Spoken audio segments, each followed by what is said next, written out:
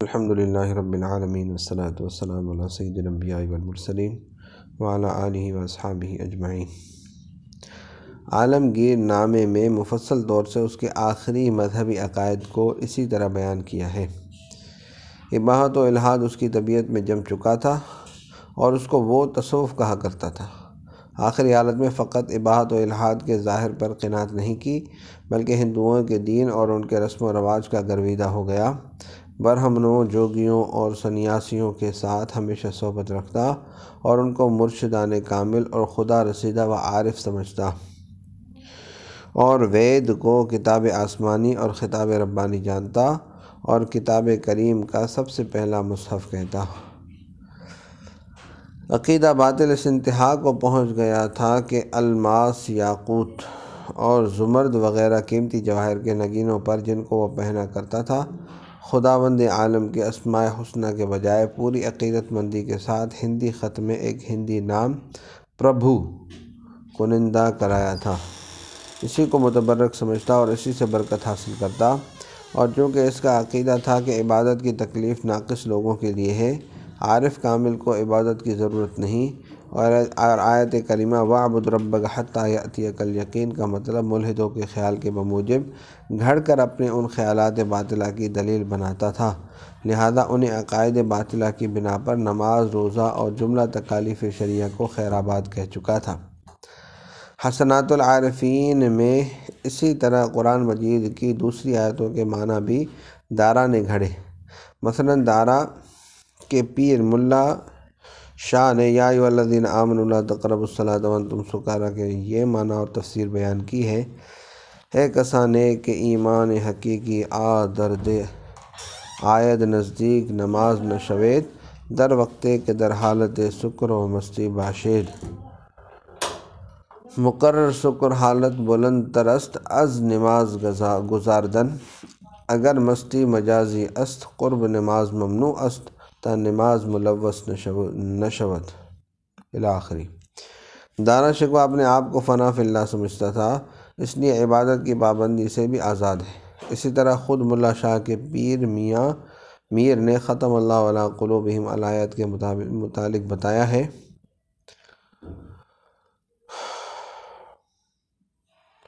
محمد کاظم مصنف عالمگیر نامہ اگرچہ عالمگیر کا ملازم اور اس کا مورخ ہے، مگر حسنات العارفین کی تحریر بالا اس کے بیان کی تصدیق کر رہی ہے۔ مزید تصدیق ملاحظہ ہو، خود دارا کے الفاظ ہیں۔ اپنے ایک خط میں شاہ دلربا کو لکھتا ہے: الحمدللہ کہ از برکت صحبت این طائفہ شریفہ مکرمہ معظمہ، از دلی فقیر اسلام مجازی برخاست و کفر حقیقی روئے نمود الاخری۔ لیکن کیا دارا واقعی درجہ فنا پر پہنچ چکا تھا؟ وہ اپنی تمام خواہشات، تمام ہوس ناکیوں، تمام حیلہ و فریب، تمام جاہ پرستی و اقتدار پسندی کو فنا کر چکا تھا۔ اس کا جواب تاریخ کے اوراق دے سکتے ہیں، جن میں چاروں بھائیوں کے جنگ کے اسباب و وجوہات درج ہیں۔ ان کا اجمالی بیان عالمگیر کی حالت میں آپ ملاحظہ فرمائیں گے، لہذا دارا کے باقی حالات کو اسی مقام کے حوالے کرتے ہوئے ہم ناظرین اکرام کو حضرت مجدد صاحب قدس اللہ سرہ العزیز کی خدمات جلیلہ کی طرف پھر توجہ دلاتے ہیں۔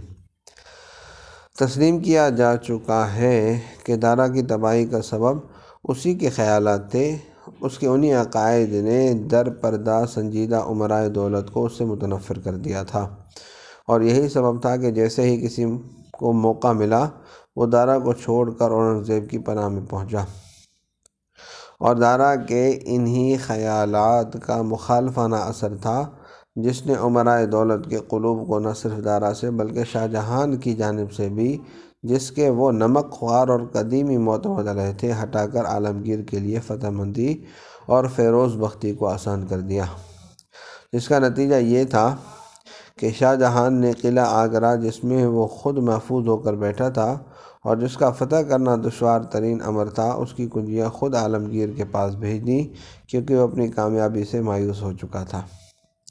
اکبر اور جہانگیر کا تخت دارا کو دھکیل رہا ہے، اور زاہد خشک پابند مذہب عالمگیر کے لیے مضطرب ہے۔ یہ انقلاب کس کی جد و جہد کا نتیجہ ہے؟ مبصرین کا فیصلہ ہے کہ اگر اس وقت عالمگیر نہ ہوتا تو ہندوستان سے اسلام رخصت ہو گیا تھا۔ سلطان اورنگزیب عالمگیر رحمہ اللہ۔ ولادت، تعلیم، تربیت۔ پروفیسر جدو ناتھ سرکار اپنی مشہور تاریخ اورنگزیب کی تمہید ان الفاظ سے شروع کرتے ہیں: اورنگزیب کی تاریخ عملاً ہندوستان کی 60 سالہ تاریخ ہے۔ خود اس کا عہد حکومت 1658 تا 1707 17ویں صدی کے منتصف آخر پر حاوی ہے اور ہمارے ملک کا اہم ترین تاریخی زمانہ ہے۔ یہ اسی بادشاہ کا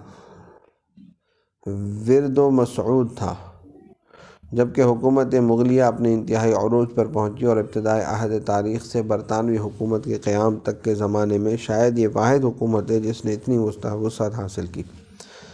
غزنی سے لے کر چاٹگام تک اور کشمیر سے لے کر ناٹک تک تمام ملک ایک ہی بادشاہ کے زیر نگیں تھا اور لادکھ و مالابار کے دور دراز مقامات پر بھی اسی بادشاہ کا خطبہ پڑھا جاتا تھا۔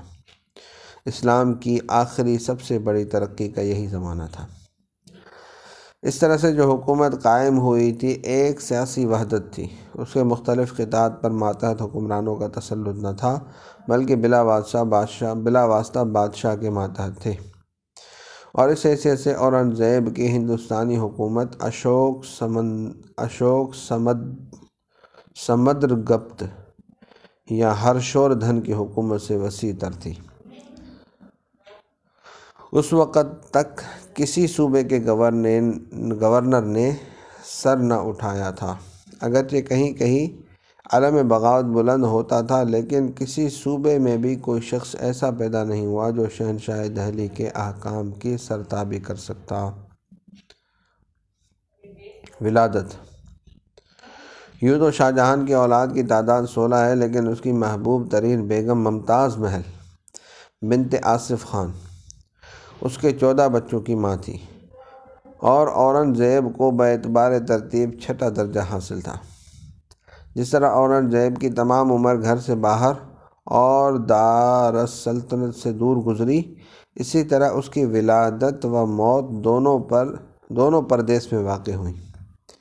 جہانگیر احمد نگر کے سپہ سالار ملک کے عنبر کو شکست دے کر آگرے کی طرف اطمینان سے واپس آ رہا تھا کہ مالوا اور گجرات کی انتہائی سرحد پر بمقام دوحد سنیچر کا دن گزر کر رات کے وقت 15 ذی القعدہ 1027 ہجری مطابق 24 اکتوبر 1618 عیسوی کو ہندوستان کے سب سے بڑے تاجدار نے کتم عدم سے عالم وجود میں قدم رکھا۔ شاہجہاں بھی جہانگیر کے ساتھ تھا اور اس نے دیرینہ رسم کے مطابق 1000 اشرفی کی نظر گزرانی۔ جہانگیر نے اسے قبول کرتے ہوئے اس مولود مسعود کا نام اورنگزیب رکھا۔ گویا اسی وقت قضا و قدر کے کارکنوں نے خود داد کے منہ سے اس پیشن گوئی کو ظاہر کر دیا جو 40 سال بعد پوری ہونے والی تھی۔ چونکہ دوحد کی زمین اس قابل نہ تھی کہ لائق جشن و ضیافت باشد، اس لیے جہانگیر وہاں سے کوچ کر کے ایک تالاب کے پاس ٹھہرا اور وہاں ابتدائی رسوم ادا کر کے پورا قافلہ اوچین پہنچا اور وہاں پہنچ کر جشن ولادت پوری شان و شوکت سے منایا گیا۔ صلی اللہ تعالی علی حبیبی سیدنا محمد وعلی آلہ واصحابہ اجمعین برحمتک یا ارحم الراحمین۔